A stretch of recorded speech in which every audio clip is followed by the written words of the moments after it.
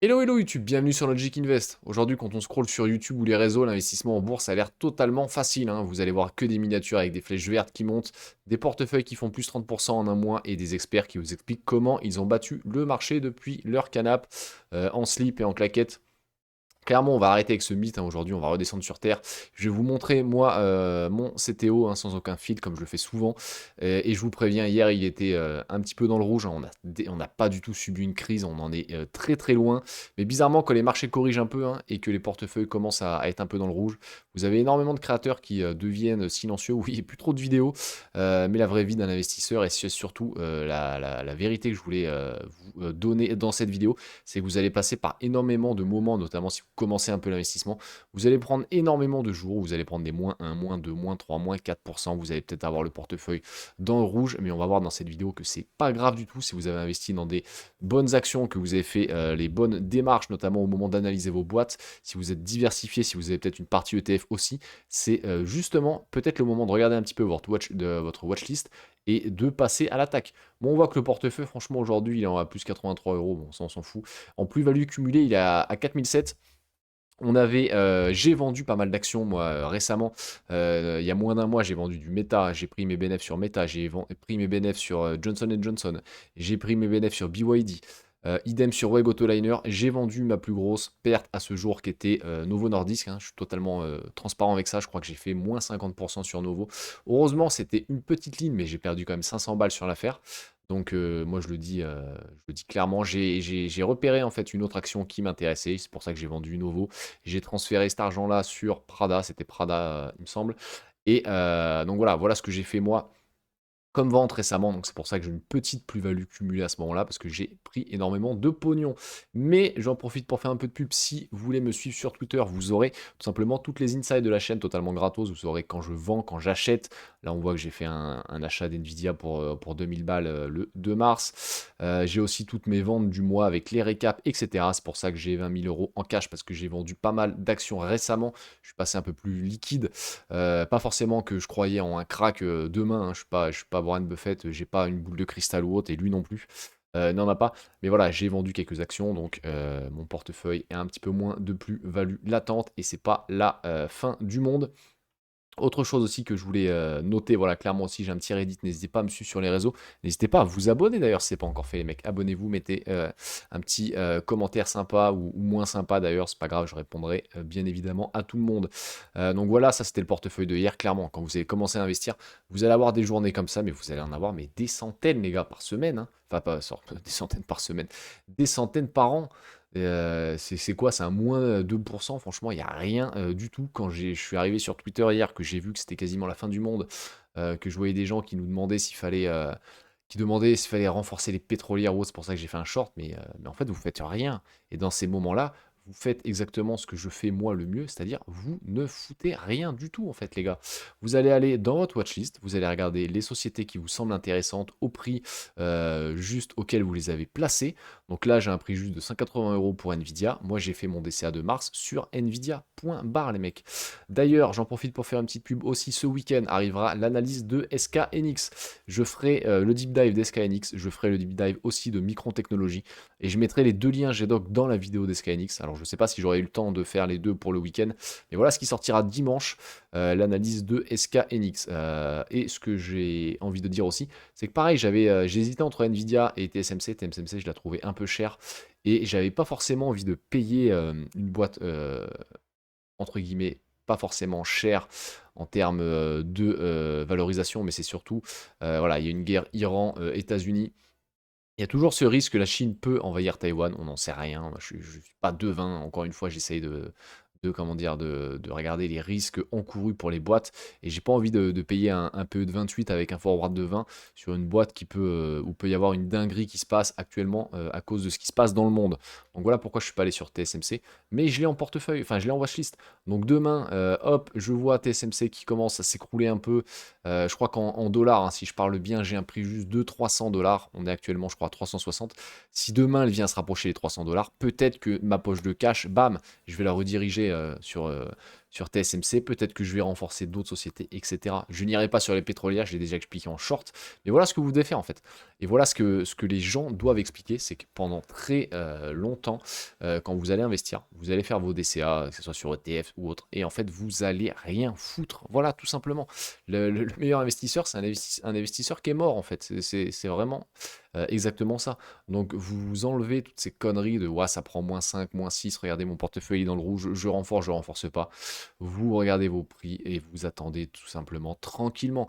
Essayez d'avoir toujours 5 à 10% du portefeuille en liquide sur des livrets, je sais pas, sur comment dire, des obligations, mais voilà, prêt à passer à l'attaque. Alors en début de portefeuille, non, ce ne sera pas possible. Au début de portefeuille, vous allez vouloir investir et vous allez prendre peut-être du rouge au tout départ, mais ça, on s'en fout, les gars. Vraiment, gardez ça en tête. Vous vous en foutez d'être dans le rouge, que ça soit pour 6 mois, que ça soit pour un an. Si vous avez fait votre travail complet d'analyse de boîte, ce ne sera pas un problème.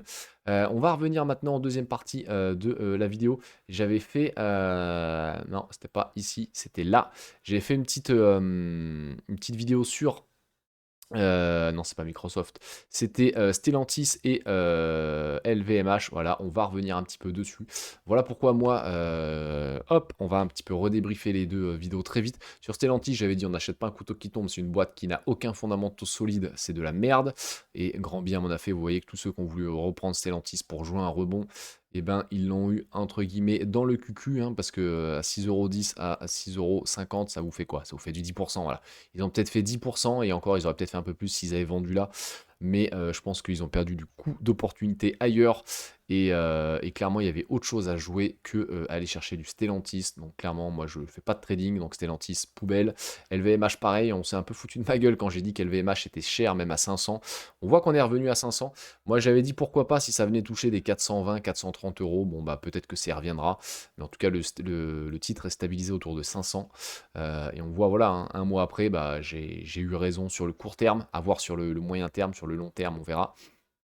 Mais pour moi, j'ai pas envie de payer pour du du LVMH. On peut aller voir LVMH. Pourquoi j'ai pas envie de payer ce prix-là pour du LVMH? Vous allez le comprendre tout de suite, les amis. On va aller voir les bénéfices. Hop, sur les 3 dernières années, vous avez une baisse de 8% du bénéfice. On est passé de 14 milliards à 10 milliards. Et j'ai pas envie de payer une boîte 20 fois les bénéfices pour une boîte qui, depuis les 3 dernières années, ne fait pas croître son bénéfice. Donc le jour où on se rapprochera peut-être des 15-16, là ça m'intéressera. Pour l'instant, ça ne m'intéresse point. Autre chose aussi, pareil, alors je sais plus le commentaire ici, mais j'ai vu quelqu'un en commentaire passer me dire que acheter du Nvidia c'était complètement fou et que lui préférait acheter du Walmart tout simplement. Alors Walmart, je connaissais deux noms, mais je suis allé voir un peu la valo. Je me suis dit, putain, ça se trouve, je suis passé à côté d'un truc de fou, Walmart. Et en fait, il préférait acheter du Walmart à 43 fois, 46 fois les bénéfices actuellement, 43 fois les bénéfices en PE forward, un PEG ratio de 9, enfin bon, bref. Une boîte surévaluée parce que pour lui, il avait comment dire, une capacité à comprendre la croissance de la boîte et surtout, il était sûr à peu près que la boîte fasse du 5% en gros de bénéfices, en gros, c'est ça, non? Sur un an, on est sur. Ah, après, à 3 ans, ils ont bien performé. Sur 5 ans, ouais, 10% et sur 10 ans, ouais, 4%. Donc en gros, c'est une boîte assez cyclique et qui a une croissance en gros de 4 à 5% comment dire, des bénéfices. Il préférait l'acheter valorisé à 46 fois les bénéfices pour lui, il y avait moins de risques. Et là, c'est là où je me dis, mais le marché, des fois, est complètement fou. Pour lui, il y avait moins de risques que, hop, on va aller voir Nvidia, les amis, qu'acheter du Nvidia à un PE forward de 21. Et en fait, ce PE forward, c'est même pas pour moi un PE forward. Parce qu'en fait, le carnet de commandes de 2026 d'NVIDIA est quasiment vendu. Donc en fait, tu achètes la boîte qui a la plus grosse croissance des bénéfices par action, du free cash flow, des bénéfices tout court même, de toute la bourse mondiale, tout simplement. Donc en fait, tu l'achètes à 21 de PE. Tu l'achètes avec un PEG de 0,57, un prix to free cash flow qui est plus basse que la médiane d'il y a 10 ans, je vais y arriver. Pareil pour les operating free cash flow, après tu as le reste qui est un petit peu plus haut. Mais en gros, il y a des gens, et c'est là où je me dis, mais je me dis, je suis dans le vrai pour Nvidia. Parce que quand vous voyez qu'il y a des gens qui vous opposent des dingueries comme ça, vous vous dites, bah, au final, je pense que je suis dans le vrai. Même si on n'est jamais sûr de rien en bourse. Clairement, on préférait acheter du Walmart alors que tu as la boîte qui fait le plus de croissance avec un secteur qui est en pleine expansion à 21 de forward PE. Là, franchement, je peine à comprendre, mais voilà. Après, n'hésitez pas à me dire en commentaire si vous avez compris ce move et ce que la personne essayait de me dire là. Moi, je comprends qu'on me dise, voilà, j'achète du Walmart à 10, 15 fois les bénéfices parce que voilà, c'est un peu plus safe, etc. Là, je serais prêt à comprendre. Mais il y a 40 fois les bénéfices, tout ça parce que tu es sûr de vendre comment dire, tes bâtonnets de poisson panés et ton Coca-Cola aux États-Unis. Je trouve ça complètement fou, tu vois. C'est pareil sur Coca. On va aller voir Coca avant de clore la vidéo. Coca, moi j'en ai en portefeuille, hein, bien évidemment, si c'était à un prix raisonnable, mais j'aurais renforcé, hein. C'est pas du tout que je crois pas à la boîte. Et Coca, tu payes ça 24 fois les bénéfices. Allez, à la rigueur. 24 fois les bénéfices, c'est déjà moins déconnant que du Walmart. Et Walmart, c'est complètement fou. Sur 3 ans, ouais, t'as quasiment la même croissance des bénéfices, hein. Ouais, t'es même sur 5 ans et sur 10 ans. Ouais, sur 10 ans, t'es même mieux que Walmart. Donc clairement, si je devais choisir entre Walmart et Coca-Cola, mais j'irais sur Coca-Cola tous les jours. Et Coca-Cola, pour moi, n'est pas donné. J'aurais préféré, voilà, peut-être recharger aux alentours de 60. Je sais même pas quel est mon prix juste, ouais, 60 balles. Après, j'ai pas vraiment regardé les bénéfices par action, etc. Mais 60 euros, ça me paraît un prix correct. Enfin, 60 dollars. Là, on est 19 dollars de plus. Ça n'a pas non plus comment ça s'appelle? Un rendement de dingue. Moi, j'ai un PRU de 59 dollars. Donc voilà, j'ai acheté ici, bien en dessous. Bien en dessous le prix actuel. J'ai acheté environ dans ce petit creux, moi. Donc j'aurais pu revenir ici et j'attends qu'on ait un prix plutôt attractif. Mais en tout cas, n'hésitez pas à me dire en commentaire si vous aussi vous trouvez fou que des gens se réfugient sur du Walmart alors qu'on a des prix intéressants sur certaines boîtes. Et je pense que là, on est à un moment où il vaut mieux faire du stock picking que d'acheter un ETF complet.